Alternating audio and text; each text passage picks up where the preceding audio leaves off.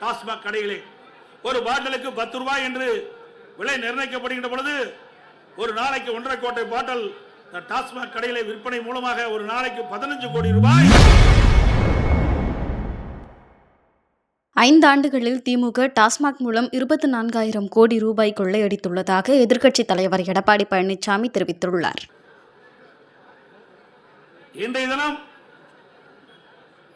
அமைச்சரவையில் இடம்பெற்றிருக்கின்ற ஒரு துறை நகர்ப்புற வளர்ச்சித்துறை, குடிநீர் வழங்கத்துறை. அந்த துறையிலே அமலாக்கத்துறை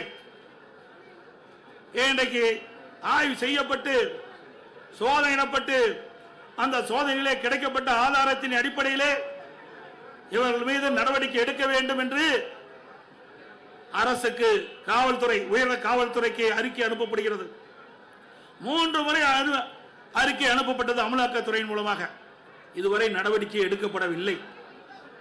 இன்றைக்கு இந்த துறையைச் சேர்ந்த அமைச்சர்கள், இந்த துறையைச் சேர்ந்த அதிகாரிகள் மீது இன்றைக்கு அந்த அமலாக்கத்துறை ஆதாரத்தோடு கண்டுபிடிக்கப்பட்ட அறிக்கையின் அடிப்படையிலே அங்கே முதல் தகவல் அறிக்கை பதிவு செய்யப்பட வேண்டும்.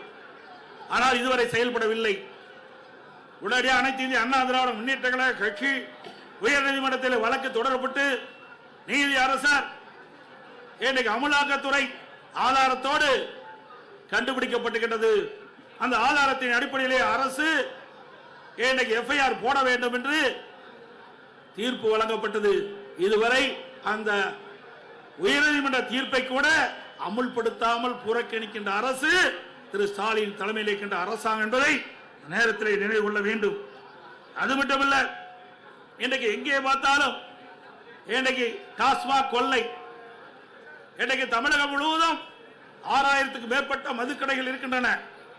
அந்த மதுக்கடையிலே சுமார் ஒரு நாளைக்கு 1.5 கோடி பாட்டில் விற்பனை ஆகின்றது.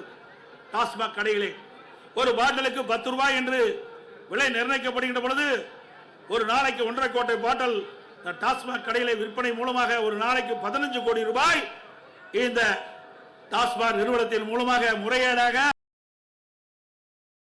செய்திகளை உள்ளது உள்ளபடி தெரிந்து கொள்ள ரெஃப்ளெக்ட் நியூஸை சப்ஸ்கிரைப் பண்ணுங்க.